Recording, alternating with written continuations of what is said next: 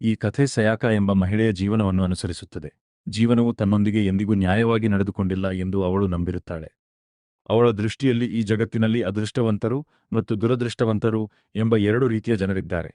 ಆದರೆ ತಾನು ಯಾವಾಗಲೂ ದುರದೃಷ್ಟದ ಪಾಲ್ಗಿದ್ದೇನೆ ಎಂದು ಅವಳು ಭಾವಿಸುತ್ತಾಳೆ. ಈಗ ಅವಳಿಗೆ ನಿಜವಾದ ಕುಟುಂಬವೇ ಉಳಿದಿಲ್ಲ. ಅವಳ ತಂದೆ ಈಗಾಗಲೇ ನಿಧನರಾಗಿದ್ದಾರೆ. ತಾಯಿ ಮತ್ತೊಬ್ಬರನ್ನು ಮದುವೆಯಾಗಿ ತನ್ನದೇ ಹೊಸ ಜೀವನವನ್ನು ಆರಂಭಿಸಿದ್ದಾಳೆ. ಇದಕ್ಕಿಂತಲೂ ಹೆಚ್ಚಾಗಿ ಅವಳ ಕೆಲಸದ ಜೀವನವೂ ಚೆನ್ನಾಗಿಲ್ಲ. ಸಯಾಕ ರಿಯಲ್ ಎಸ್ಟೇಟ್ ಏಜೆಂಟ್ ಆಗಿ ಕೆಲಸ ಮಾಡುತ್ತಾಳೆ. ಆದರೆ ಆಗಾಗ್ಗೆ ಸಮಸ್ಯೆಗಳಲ್ಲಿ ಸಿಲುಕಿ ಮೇಲಧಿಕಾರಿಗಳಿಂದ ಬೈಸಿಕೊಳ್ಳುತ್ತಾಳೆ. ಅವಳ ದಿನನಿತ್ಯದ ಜೀವನ ತುಂಬಾ ನೀರಸವಾಗಿದ್ದು ಒಂದೇ ರೀತಿಯ ದಿನಚರಿಯಾಗಿ ಬದಲಾಗಿದೆ. ಹೆಚ್ಚಿನ ಸಮಯ ಅವಳು ಒಬ್ಬಳೇ ಬದುಕುತ್ತಾಳೆ. ಅವಳಿಗೆ ಆತ್ಮೀಯ ಸ್ನೇಹಿತರಿಲ್ಲ, ಪ್ರಿಯಕರನೂ ಇಲ್ಲ. ಅಷ್ಟೇ ಅಲ್ಲ, ಅಡುಗೆ ಮಾಡುವಂತಹ ಸಾಮಾನ್ಯ ವಿಷಯದಲ್ಲೂ ಅವಳಿಗೆ ಕಷ್ಟವಾಗುತ್ತದೆ. ಅದಕ್ಕಾಗಿ ಅವಳು ಬಹುತೇಕ ಪ್ರತಿದಿನ ಫಾಸ್ಟ್ ಫುಡ್ ತಿನ್ನುತ್ತಲೇ ಜೀವನ ಸಾಗಿಸುತ್ತಾಳೆ. ಆದರೆ ಒಂದು ರಾತ್ರಿ ವಿಚಿತ್ರವಾದ ಘಟನೆ ನಡೆಯುತ್ತದೆ. ಸಯಾಕ ಕನಸಿನಲ್ಲಿ ಒಬ್ಬಳೇ ನಡೆದುಕೊಂಡು ಹೋಗುತ್ತಿರುವಾಗ ತನ್ನ ಮನೆಯ ಹೊರಗೆ ಚಳಿಯಲ್ಲಿ ಕುಳಿತಿರುವ ಒಬ್ಬ ವ್ಯಕ್ತಿಯನ್ನು ನೋಡುತ್ತಾಳೆ. ಅವನನ್ನು ಅವಳು ಹಿಂದೆಂದೂ ನೋಡಿರಲಿಲ್ಲ. ಆ ವ್ಯಕ್ತಿ ಚಳಿಯಿಂದ ತಪ್ಪಿಸಿಕೊಳ್ಳಲು ಮನೆಯೊಳಗೆ ಬರಬಹುದೇ ಎಂದು ಕೇಳುತ್ತಾನೆ. ಅದು ತುಂಬಾ ಸಾಮಾನ್ಯವಾದ ಕ್ಷಣವಾಗಿದ್ದರೂ ಏನೋ ಕಾರಣಕ್ಕೆ ಅವನ ಜೊತೆ ಇರುವುದೇ ಸಯಾಕಾಳ ಮನಸ್ಸಿಗೆ ವಿಚಿತ್ರವಾದ ಸಂತೋಷವನ್ನು ನೀಡುತ್ತದೆ. ಅದು ಕೇವಲ ಕನಸಾಗಿದ್ದರೂ ಅವಳಿಗೆ ಆ ಅನುಭವ ತುಂಬಾ ವಿಶೇಷವಾಗಿರುತ್ತದೆ. ಆದರೆ ಮರುದಿನ ಬೆಳಗ್ಗೆ ಇನ್ನೂ ವಿಚಿತ್ರವಾದ ಸಂಗತಿ ನಡೆಯುತ್ತದೆ. ಸಯಾಕ ಎದ್ದು ನೋಡಿದಾಗ ತನ್ನ ಕನಸಿನಲ್ಲಿ ಕಂಡಿದ್ದ ಅದೇ ವ್ಯಕ್ತಿ ನಿಜವಾಗಿಯೂ ತನ್ನ ಮನೆಯಲ್ಲಿರುವುದನ್ನು ಕಂಡು ಬೆಚ್ಚಿಬೀಳುತ್ತಾಳೆ. ಅಷ್ಟೇ ಅಲ್ಲ, ಅವನು ಮನೆಯ ಅಡುಗೆ ಮನೆಯಲ್ಲಿ ತುಂಬಾ ಸಹಜವಾಗಿ ಅಡುಗೆ ಮಾಡುತ್ತಿದ್ದಾನೆ. ಅವಳನ್ನು ಆತ್ಮೀಯವಾಗಿ ಬರಮಾಡಿಕೊಂಡು ಅವಳಿಗಾಗಿ ಉಪಹಾರವನ್ನು ತಯಾರಿಸುತ್ತಾನೆ. ಬಹಳ ವರ್ಷಗಳ ನಂತರ ಮೊದಲ ಬಾರಿಗೆ ಸಯಾಕ ಮನೆಯಲ್ಲೇ ತಯಾರಿಸಿದ ಬಿಸಿ ಊಟವನ್ನು ಸವಿಯುತ್ತಾಳೆ. ಆ ಊಟವನ್ನು ಅವಳು ಮನಸಾರೆ ಆಸ್ವಾದಿಸುತ್ತಾಳೆ. ಆ ಒಂದು ಸಣ್ಣ ಕ್ಷಣವೇ ಬಹಳ ದಿನಗಳ ನಂತರ ಅವಳಿಗೆ ನಿಜವಾದ ಸಂತೋಷವನ್ನು ನೀಡುತ್ತದೆ. ಅದೇ ಶಾಂತವಾದ ಕ್ಷಣದಲ್ಲಿ ಸಯಾಕಾಳ ಜೀವನ ನಿಧಾನವಾಗಿ ಬದಲಾಗಲು ಆರಂಭವಾಗುತ್ತದೆ. ಇದೇ ಎವರ್ಗ್ರೀನ್ ಲವ್ ಕಥೆಯ ಆರಂಭ. ಇತ್ಸುಕಿ ತನ್ನ ಜೀವನಕ್ಕೆ ಹೊಸ ಬೆಳಕನ್ನು ತಂದಿದ್ದಾನೆ ಎಂದು ಸಯಾಕಾಗೆ ಅನಿಸುತ್ತದೆ. ಆದ್ದರಿಂದ ಅವಳು ಅವನನ್ನು ತನ್ನ ಮನೆಯಲ್ಲೇ ಉಳಿಯಲು ಒಪ್ಪಿಕೊಳ್ಳುತ್ತಾಳೆ. ನಿಧಾನವಾಗಿ ಇಬ್ಬರೂ ಒಬ್ಬರನ್ನೊಬ್ಬರು ಚೆನ್ನಾಗಿ ಅರಿತುಕೊಳ್ಳಲು ಆರಂಭಿಸುತ್ತಾರೆ. ಆಗ ಆ ವ್ಯಕ್ತಿ ತನ್ನ ಹೆಸರು ಇತ್ಸುಕಿ ಎಂದು ಪರಿಚಯಿಸಿಕೊಳ್ಳುತ್ತಾನೆ. ಆ ದಿನದಿಂದ ಸಯಾಕಾಳ ಜೀವನ ನಿಧಾನವಾಗಿ ಬದಲಾಗತೊಡಗುತ್ತದೆ.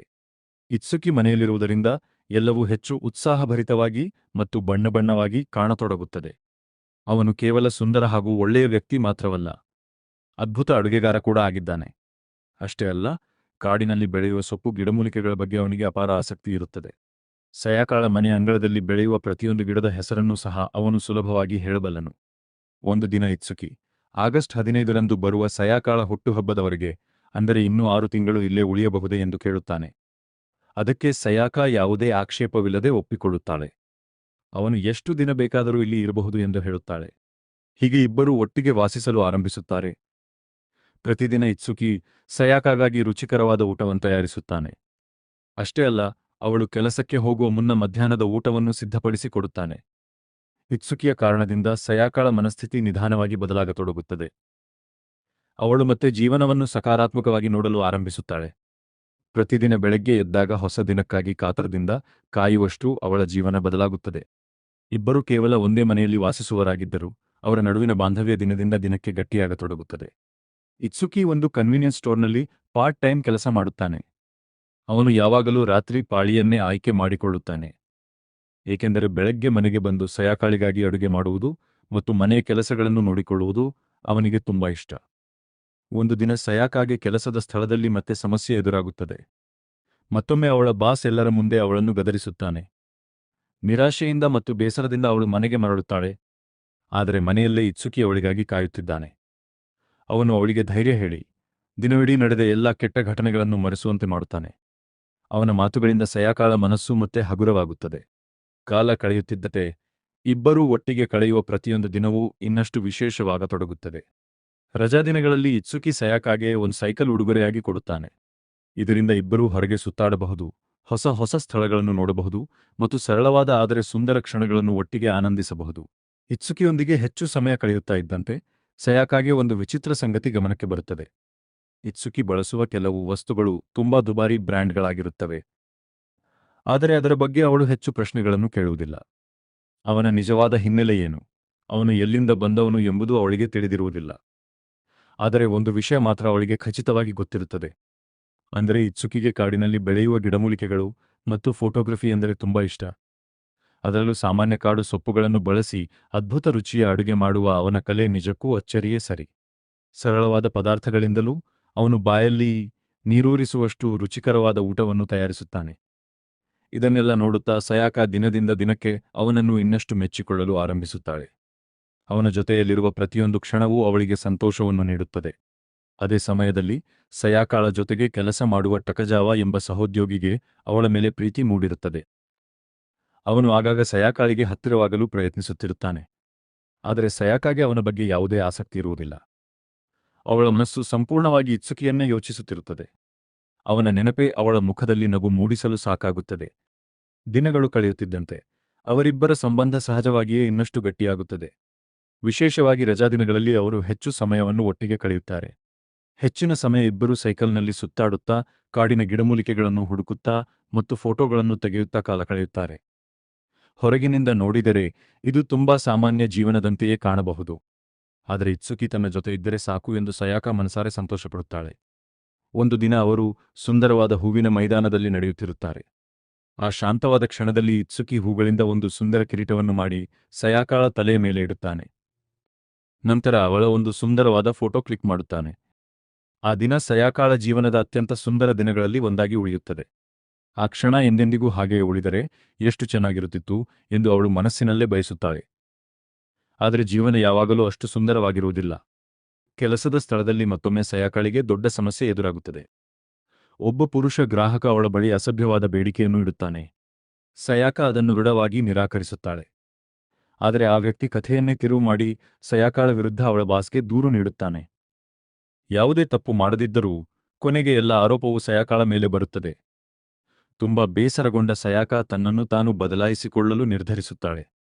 ಕೆಲಸ ಮುಗಿದ ನಂತರ ಅವಳು ಒಂದು ಪುಸ್ತಕದ ಅಂಗಡಿಗೆ ಹೋಗಿ ಕಾಡಿನ ಗಿಡಮೂಲಿಕೆಗಳ ಬಗ್ಗೆ ಇರುವ ಪುಸ್ತಕವನ್ನು ಖರೀದಿಸುತ್ತಾಳೆ. ಇತ್ಸುಕಿಯ ಆಸಕ್ತಿಯನ್ನು ಇನ್ನಷ್ಟು ಅರ್ಥಮಾಡಿಕೊಳ್ಳಬೇಕು ಎಂಬುದು ಅವಳ ಉದ್ದೇಶವಾಗಿರುತ್ತದೆ.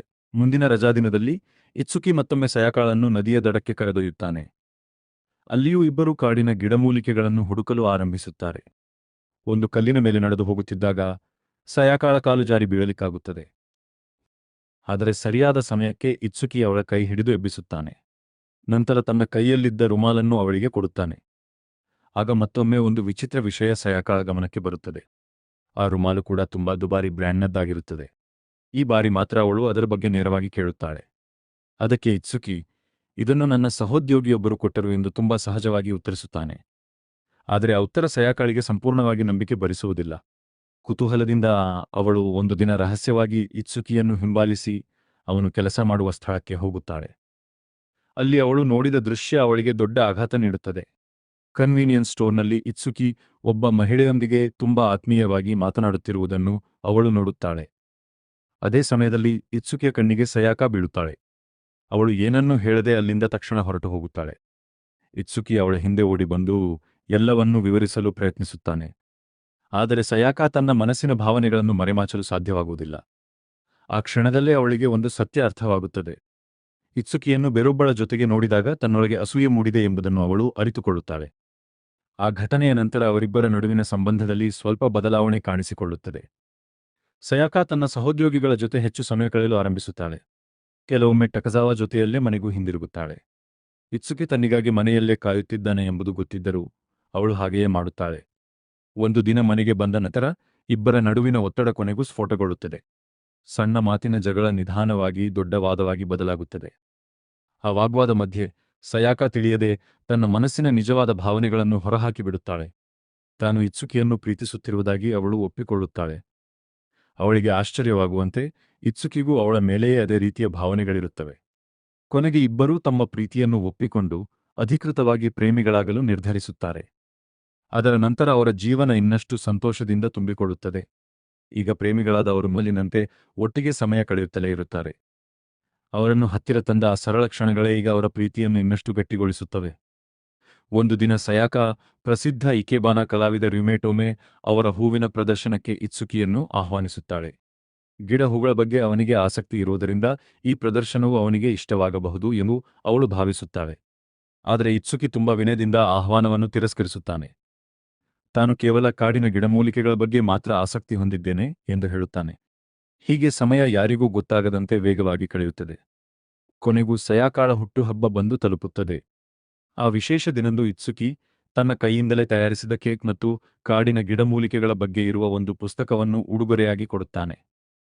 ತನ್ನ ಹುಟ್ಟುಹಬ್ಬವನ್ನು ಅವನ ಜೊತೆಯಲ್ಲಿ ಆಚರಿಸುತ್ತಿರುವುದರಿಂದ ಸಯಾಕಾಳ ಸಂತೋಷಕ್ಕೆ ಮಿತಿಯೇ ಇರುವುದಿಲ್ಲ. ಆದರೆ ಆ ಸಂತೋಷ ಹೆಚ್ಚು ಸಮಯ ಉಳಿಯುವುದಿಲ್ಲ. ಮರುದಿನವೇ ಇತ್ಸುಕಿ ಯಾವುದೇ ಮುನ್ಸೂಚನೆ ಇಲ್ಲದೆ ಅಲ್ಲಿಂದ ಹೊರಟು ಹೋಗುತ್ತಾನೆ. ಅವನು ಸಯಾಕಾಳನ್ನು ನೇರವಾಗಿ ಭೇಟಿಯಾಗಿ ವಿದಾಯ ಹೇಳುವುದಿಲ್ಲ. ಬದಲಿಗೆ ಒಂದು ಚಿಕ್ಕ ಧನ್ಯವಾದದ ಪತ್ರವನ್ನು ಮಾತ್ರ ಬಿಟ್ಟು ಹೋಗಿರುತ್ತಾನೆ. ಇದರಿಂದ ಸಯಾಕಾಳ ಮನಸ್ಸು ಸಂಪೂರ್ಣವಾಗಿ ಒಡೆದೋಗುತ್ತದೆ. ಇನ್ನು ಮುಂದೆ ಏನು ಮಾಡಬೇಕು ಎಂಬುದೇ ಅವಳಿಗೆ ಅರ್ಥವಾಗುವುದಿಲ್ಲ. ಇತ್ಸುಕಿಯನ್ನು ಎಲ್ಲಿಂದ ಹುಡುಕಬೇಕು ಎಂಬ ಸುಳಿವು ಅವಳ ಬಳಿ ಇರುವುದಿಲ್ಲ. ಯಾವುದಾದರೂ ಮಾಹಿತಿ ಸಿಗಬಹುದೆಂಬ ಆಶಯದಿಂದ ಅವಳು ಅವನು ಕೆಲಸ ಮಾಡುತ್ತಿದ್ದ ಕನ್ವೀನಿಯನ್ಸ್ ಸ್ಟೋರ್ಗೂ ಹೋಗುತ್ತಾಳೆ. ಆದರೆ ಅಲ್ಲಿಯೂ ಅವನ ಬಗ್ಗೆ ಯಾವುದೇ ಮಾಹಿತಿ ಸಿಗುವುದಿಲ್ಲ. ಇತ್ಸುಕಿ ಹೋದ ನಂತರ ಸಯಾಕಾಳ ಜೀವನ ಮತ್ತೆ ಮೊದಲಿನಂತೆಯೇ ಆಗುತ್ತದೆ. ಒಂಟಿತನ ಮತ್ತೆ ಅವಳನ್ನು ಕಾಡಲು ಆರಂಭಿಸುತ್ತದೆ. ಪ್ರತಿಯೊಂದು ದಿನವೂ ಖಾಲಿಯಾಗಿ ಅನಿಸುತ್ತದೆ. ಅವಳು ಮತ್ತೆ ಫಾಸ್ಟ್ ಫುಡ್ ತಿನ್ನುತ್ತಾ ಉತ್ಸಾಹವಿಲ್ಲದ ಜೀವನಕ್ಕೆ ಮರಳುತ್ತಾಳೆ. ಒಂದು ದಿನ ಕನ್ವೀನಿಯನ್ಸ್ ಸ್ಟೋರ್ನಲ್ಲಿ ಇತ್ಸುಕಿಯ ಜೊತೆ ಕೆಲಸ ಮಾಡುತ್ತಿದ್ದ ಮಹಿಳೆಯೊಬ್ಬಳು ಅವಳಿಗೆ ಕಾಣಿಸುತ್ತಾಳೆ. ಬಹುಶಃ ಇತ್ಸುಕಿಯ ಬಗ್ಗೆ ತಿಳಿದುಕೊಳ್ಳಲು ಇದೇ ಕೊನೆಯ ಅವಕಾಶ ಇರಬಹುದು ಎಂದು ಸಯಾಕಾ ಯೋಚಿಸುತ್ತಾಳೆ. ಆ ಕಾರಣದಿಂದ ಅವಳು ಆ ಮಹಿಳೆಯನ್ನು ರಹಸ್ಯವಾಗಿ ಹಿಂಬಾಲಿಸಲು ಆರಂಭಿಸುತ್ತಾಳೆ. ಆದರೆ ಈ ಯೋಜನೆ ಸಂಪೂರ್ಣವಾಗಿ ವಿಫಲವಾಗುತ್ತದೆ. ಆ ಮಹಿಳೆ ಸಯಾಕಾಳನ್ನು ಹಿಂಬಾಲಿಸುತ್ತಿದ್ದಾಳೆ ಎಂದು ತಪ್ಪಾಗಿ ಅರ್ಥಮಾಡಿಕೊಂಡು ಪೊಲೀಸರಿಗೆ ದೂರು ನೀಡುತ್ತಾಳೆ. ಪೊಲೀಸ್ ಠಾಣೆಗೆ ಕರೆದೊಯ್ಯಲ್ಪಟ್ಟ ಸಯಾಕಾ ಕೊನೆಗೂ ತನ್ನ ಭಾವನೆಗಳನ್ನು ತಡೆದುಕೊಳ್ಳಲಾಗದೆ ಕಣ್ಣೀರು ಹಾಕುತ್ತಾಳೆ. ಇಷ್ಟು ದಿನ ಮನಸ್ಸಿನೊಳಗೆ ಒತ್ತಿ ಹಿಡಿದಿದ್ದ ಎಲ್ಲ ನೋವನ್ನು ಹೊರಹಾಕುತ್ತಾಳೆ.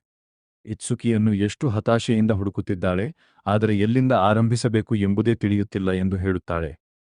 ಸ್ವಲ್ಪ ಸಮಯದ ನಂತರ ಅವಳ ತಾಯಿ ನೋರಿಕೋ ಪೊಲೀಸ್ ಠಾಣೆಗೆ ಬಂದು ಅವಳನ್ನು ಮನೆಗೆ ಕರೆದುಕೊಂಡು ಹೋಗುತ್ತಾಳೆ. ಮನೆಗೆ ಬಂದ ಮೇಲೆ ನೋರಿಕೋ ತನ್ನ ಮಗಳ ಆರೋಗ್ಯ ಮತ್ತು ಜೀವನದ ಬಗ್ಗೆ ತುಂಬಾ ಕಾಳಜಿ ವ್ಯಕ್ತಪಡಿಸುತ್ತಾಳೆ.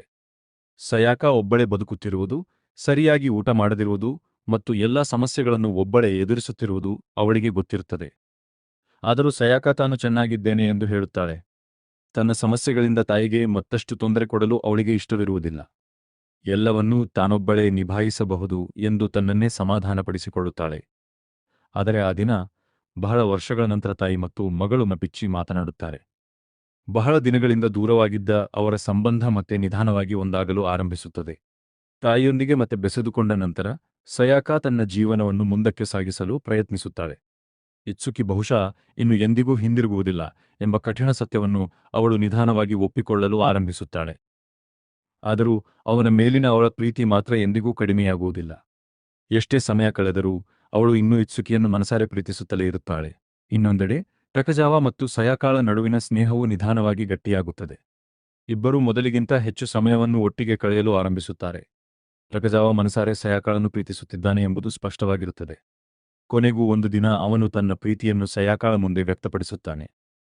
ಆದರೆ ಸಯಾಕಾಳ ಹೃದಯದಲ್ಲಿ ಇನ್ನೂ ಇತ್ಸುಕಿಯೇ ಇದ್ದಾನೆ. ಆ ಕಾರಣದಿಂದ ಅವಳು ಟಕಜಾವಾದ ಪ್ರೀತಿಯನ್ನು ವಿನಯದಿಂದ ನಿರಾಕರಿಸುತ್ತಾಳೆ. ಇನ್ನು ಯಾರಿಗಾಗಿ ಕಾಯದೆ ತನ್ನ ಜೀವನವನ್ನು ಮತ್ತೆ ಕಟ್ಟಿಕೊಳ್ಳಲು ಅವಳು ನಿರ್ಧರಿಸುತ್ತಾಳೆ. ಒಮ್ಮೆ ಇತ್ಸುಕಿಯ ಜೊತೆ ಭೇಟಿ ನೀಡಿದ್ದ ಎಲ್ಲ ಸ್ಥಳಗಳಿಗೆ ಅವಳು ಮತ್ತೆ ಹೋಗಲು ಆರಂಭಿಸುತ್ತಾಳೆ. ಕಾಡಿನ ಗಿಡಮೂಲಿಕೆಗಳ ಬಗ್ಗೆ ಇನ್ನಷ್ಟು ಕಲಿಯುತ್ತಾಳೆ. ಅಷ್ಟೇ ಅಲ್ಲ, ಇತ್ಸುಕಿ ಕಲಿಸಿದ್ದ ರೀತಿಯಲ್ಲೇ ಅವುಗಳನ್ನು ಸಂಗ್ರಹಿಸಿ ಅಡುಗೆ ಮಾಡುವುದನ್ನು ಆರಂಭಿಸುತ್ತಾಳೆ. ಹೀಗೆ ನಿಧಾನವಾಗಿ ತನ್ನ ಒಡೆದ ಮನಸ್ಸನ್ನು ತಾನೇ ಸರಿಪಡಿಸಿಕೊಳ್ಳಲು ಪ್ರಯತ್ನಿಸುತ್ತಾಳೆ. ಇತ್ಸುಕಿಯ ನೆನಪುಗಳು ಇನ್ನೂ ನೋವನ್ನು ಕೊಡುತ್ತಿದ್ದರೂ ಅದೇ ನೆನಪುಗಳು ಒಮ್ಮೆ ತಾನು ಅನುಭವಿಸಿದ್ದ ಸಂತೋಷವನ್ನು ನೆನಪಿಸುತ್ತಿರುತ್ತವೆ. ಹೀಗೆ ನೋಡುತ್ತಾ ನೋಡುತ್ತಾ ಒಂದು ವರ್ಷ ಕಳೆಯುತ್ತದೆ. ಕೊನೆಗೂ ಮತ್ತೆ ಸಯಾಕಾಳ ಹುಟ್ಟುಹಬ್ಬ ಬರುತ್ತದೆ. ಆ ದಿನ ಅವಳಿಗೆ ಅನಿರೀಕ್ಷಿತವಾಗಿ ಒಂದು ಪಾರ್ಸೆಲ್ ಬರುತ್ತದೆ. ಅದನ್ನು ತೆರೆದು ನೋಡಿದಾಗ ಅದರೊಳಗೆ ಕಾಡಿನ ಗಿಡಮೂಲಿಕೆಗಳ ಬಗ್ಗೆ ಇರುವ ಒಂದು ಪುಸ್ತಕ ಇರುತ್ತದೆ. ಆದರೆ ವಿಶೇಷವಾದ ಸಂಗತಿ ಏನೆಂದರೆ ಆ ಪುಸ್ತಕವನ್ನು ಬರೆದಿರುವವನು ಬೇರೆ ಯಾರೂ ಅಲ್ಲ, ಇತ್ಸುಕಿ. ಅವಳು ಇಷ್ಟು ದಿನಗಳಿಂದ ಕಾಯುತ್ತಿದ್ದ ಸುಳಿವು ಕೊನೆಗೂ ಸಿಕ್ಕಿರುತ್ತದೆ. ಆ ಪಾರ್ಸೆಲ್ ಮೇಲಿದ್ದ ವಿಳಾಸವನ್ನು ಅನುಸರಿಸಿ ಇತ್ಸುಕಿ ಒಂದು ಹೋಟೆಲ್ನಲ್ಲಿ ಪತ್ರಿಕಾಗೋಷ್ಠಿ ನಡೆಸಲಿದ್ದಾನೆ ಎಂಬುದು ಅವಳಿಗೆ ತಿಳಿಯುತ್ತದೆ. ಒಂದು ಕ್ಷಣವೂ ವ್ಯರ್ಥ ಮಾಡದೆ ಸಯಾಕಾ ಅಲ್ಲಿಗೆ ಓಡುತ್ತಾಳೆ. ಜನರ ನಡುವೆ ನಿಶ್ಶಬ್ದವಾಗಿ ನಿಂತು ಬಹಳ ದಿನಗಳ ನಂತರ ಇತ್ಸುಕಿಯನ್ನು ಮತ್ತೊಮ್ಮೆ ನೋಡುತ್ತಾಳೆ. ಆ ಪತ್ರಿಕಾಗೋಷ್ಠಿಯಲ್ಲಿ ಎಲ್ಲರನ್ನೂ ಅಚ್ಚರಿಗೊಳಿಸುವ ಸತ್ಯವೊಂದು ಹೊರಬೀಳುತ್ತದೆ. ಇತ್ಸುಕಿ ಪ್ರಸಿದ್ಧ ಇಕೆಬಾನ ಕಲಾವಿದ ರ್ಯುಮೆಟೊಮೆ ಅವರ ಮಗ ಎಂಬುದು ಗೊತ್ತಾಗುತ್ತದೆ. ಆ ಕ್ಷಣದಲ್ಲೇ ಸಯಾಕಾಳಿಗೆ ಹಲವು ಪ್ರಶ್ನೆಗಳಿಗೆ ಉತ್ತರ ಸಿಕ್ಕಂತಾಗುತ್ತದೆ. ಅವನು ಆ ದಿನ ಹೂವಿನ ಪ್ರದರ್ಶನಕ್ಕೆ ಬರಲು ಯಾಕೆ ನಿರಾಕರಿಸಿದ್ದ ಎಂಬುದು ಅವಳಿಗೆ ಅರ್ಥವಾಗುತ್ತದೆ. ತನ್ನ ಭಾಷಣದಲ್ಲಿ ಇತ್ಸುಕಿ ತನ್ನ ಕುಟುಂಬದ ಪರಂಪರೆಯನ್ನು ಮುಂದುವರಿಸುವ ಜವಾಬ್ದಾರಿ ತನ್ನ ಮೇಲಿದೆ ಎಂದು ಹೇಳುತ್ತಾನೆ. ಆದರೆ ಅದು ಎಂದಿಗೂ ತನ್ನ ಕನಸಿನ ಜೀವನವಾಗಿರಲಿಲ್ಲ. ಆದ್ದರಿಂದ ಎಲ್ಲವನ್ನೂ ಬಿಟ್ಟು ತನ್ನದೇ ಆದ ದಾರಿಯನ್ನು ಹುಡುಕಲು ಹೊರಟಿದ್ದನು. ತನ್ನ ಆಸಕ್ತಿಯನ್ನು ಅನುಸರಿಸಿ ದೇಶದ ಹಲವೆಡೆ ಸಂಚರಿಸಿ ಕಾಡಿನ ಗಿಡಮೂಲಿಕೆಗಳ ಬಗ್ಗೆ ಅಧ್ಯಯನ ಮಾಡಿ ಕೊನೆಗೆ ತಂದೆ ಪುಸ್ತಕವನ್ನು ಪ್ರಕಟಿಸಿದ್ದನು. ಇದೆಲ್ಲವನ್ನೂ ಕೇಳಿದ ನಂತರ ಸಯಾಕ ಯಾವುದೇ ಮಾತಿಲ್ಲದೆ ಅಲ್ಲಿಂದ ಹೊರಟು ಹೋಗುತ್ತಾಳೆ. ತಾವಿಬ್ಬರೂ ಸಂಪೂರ್ಣವಾಗಿ ವಿಭಿನ್ನ ಜಗತ್ತಿನವರು ಎಂಬ ಭಾವನೆ ಅವಳ ಮನಸ್ಸಿನಲ್ಲಿ ಮೂಡುತ್ತದೆ. ಹೀಗಿರುವಾಗ ಅವನು ಮತ್ತೆ ತನ್ನ ಜೀವನಕ್ಕೆ ಮರಳುತ್ತಾನೆ ಎಂಬ ನಿರೀಕ್ಷೆ ಇಟ್ಟುಕೊಳ್ಳುವುದು ಸರಿಯಲ್ಲ ಎಂದು ಅವಳು ತೀರ್ಮಾನಿಸುತ್ತಾಳೆ. ಆದರೂ ಅವನನ್ನು ಮಾತ್ರ ಜೀವನಪೂರ್ತಿ ಮರೆಯಲು ಸಾಧ್ಯವಿಲ್ಲ ಎಂಬುದು ಅವಳಿಗೆ ಗೊತ್ತಿರುತ್ತದೆ. ಕಾಡಿನ ಗಿಡಮೂಲಿಕೆಗಳ ಮೇಲಿನ ಅವನ ಪ್ರೀತಿ, ಅವನು ತನ್ನ ಕೈಯಿಂದ ಮಾಡಿಕೊಡುತ್ತಿದ್ದ ರುಚಿಕರವಾದ ಅಡುಗೆ ಮತ್ತು ಅವರಿಬ್ಬರೂ ಒಟ್ಟಿಗೆ ಕಳೆದ ಸಣ್ಣ ಸಣ್ಣ ಸಂತೋಷದ ಕ್ಷಣಗಳು, ಇವೆಲ್ಲವೂ ಅವಳ ನೆನಪಿನಲ್ಲಿ ಎಂದೆಂದಿಗೂ ಉಳಿಯುತ್ತವೆ. ಆದರೆ ಮನೆಗೆ ಹಿಂದಿರುಗಿದಾಗ ಅವಳನ್ನು ಒಂದು ನಂಬಲಾರದ ದೃಶ್ಯ ಎದುರುಗೊಳ್ಳುತ್ತದೆ. ಅವಳ ಮನೆಯ ಮುಂದೆ ಮೊದಲ ಬಾರಿ ಭೇಟಿಯಾದ ಅದೇ ಜಾಗದಲ್ಲಿ ಇತ್ಸುಕಿ ನಿಂತಿರುತ್ತಾನೆ. ಈ ಬಾರಿ ಅವನು ಎಲ್ಲವನ್ನೂ ಸಯಾಕಾಳಿಗೆ ವಿವರಿಸುತ್ತಾನೆ. ತನ್ನ ಜೀವನದ ನಿಜವಾದ ದಾರಿಯನ್ನು ಹುಡುಕುವುದಕ್ಕಾಗಿ ತಾನು ದೂರ ಹೋಗಬೇಕಾಯಿತು ಎಂದು ಹೇಳುತ್ತಾನೆ. ಸಯಾಕಾಳ ಜೊತೆಗೆ ಕಳೆದ ಸಮಯ ತನ್ನ ಜೀವನವನ್ನು ಸಂಪೂರ್ಣಗೊಳಿಸಿತು. ಆದರೆ ತನ್ನ ವ್ಯಕ್ತಿತ್ವದ ಉಳಿದ ಭಾಗವನ್ನು ತಾನೇ ಕಂಡುಕೊಳ್ಳಬೇಕೆಂಬ ಅಗತ್ಯವೂ ಇತ್ತು. ಈಗ ಆ ಪ್ರಯಾಣವನ್ನು ಪೂರ್ಣಗೊಳಿಸಿ ಅವನು ಮತ್ತೆ ಹಿಂದಿರುಗಿದ್ದಾನೆ. ತನ್ನ ಜೀವನವನ್ನು ಸಂಪೂರ್ಣಗೊಳಿಸಿದ ವ್ಯಕ್ತಿಯ ಬಳಿಗೆ ಮರಳಲು. ಆ ವ್ಯಕ್ತಿ ಬೇರೆ ಯಾರೂ ಅಲ್ಲ, ಸಯಾಕ. ಕೊನೆಗೆ ಇತ್ಸುಕಿ ಸಯಾಕಾಳಿಗೆ ಮದುವೆ ಪ್ರಸ್ತಾಪ ಮಾಡುತ್ತಾನೆ. ಸಯಾಕ ಸಂತೋಷದಿಂದ ಅದನ್ನು ಒಪ್ಪಿಕೊಳ್ಳುತ್ತಾಳೆ. ಇಬ್ಬರೂ ಮದುವೆಯಾಗಿ ಹೊಸ ಜೀವನವನ್ನು ಆರಂಭಿಸುತ್ತಾರೆ. ಮದುವೆಯ ನಂತರವೂ ಸಯಾಕ ತನ್ನ ಸಾಮಾನ್ಯ ಉದ್ಯೋಗವನ್ನೇ ಮುಂದುವರಿಸುತ್ತಾಳೆ. ಇತ್ತ ಇತ್ಸುಕಿ ಫೋಟೋಗ್ರಫಿ ಮತ್ತು ಕಾಡಿನ ಗಿಡಮೂಲಿಕೆಗಳ ಮೇಲಿನ ತನ್ನ ಆಸಕ್ತಿಯನ್ನು ವೃತ್ತಿಯಾಗಿ ಮುಂದುವರಿಸುತ್ತಾನೆ. ಕೊನೆಗೂ ಇಬ್ಬರೂ ಒಬ್ಬರ ಜೀವನವನ್ನು ಮತ್ತೊಬ್ಬರೂ ಸಂಪೂರ್ಣಗೊಳಿಸುತ್ತಾರೆ. ಹಾಗೆಯೇ ಇಷ್ಟು ದಿನಗಳಿಂದ ಹುಡುಕುತ್ತಿದ್ದ ನಿಜವಾದ ಸಂತೋಷವನ್ನು ಕಂಡುಕೊಳ್ಳುತ್ತಾರೆ. ಹಾಗಾದರೆ ಈ ಕಥೆಯ ನೀತಿ ಏನೆಂದರೆ, ಕೆಲವೊಮ್ಮೆ ಜೀವನದಲ್ಲಿ ನಿಜವಾದ ಸಂತೋಷವು ನಮ್ಮ ನಿರೀಕ್ಷೆಯೇ ಇಲ್ಲದ ಸಮಯದಲ್ಲಿ ಅನಿರೀಕ್ಷಿತ ವ್ಯಕ್ತಿಯ ರೂಪದಲ್ಲಿ ನಮ್ಮ ಬಾಗಿಲಿಗೆ ಬಂದು ನಿಲ್ಲುತ್ತದೆ. ಅದನ್ನು ಗುರುತಿಸಿ ಕಾಪಾಡಿಕೊಳ್ಳುವ ಧೈರ್ಯ ನಮ್ಮಲ್ಲಿರಬೇಕು.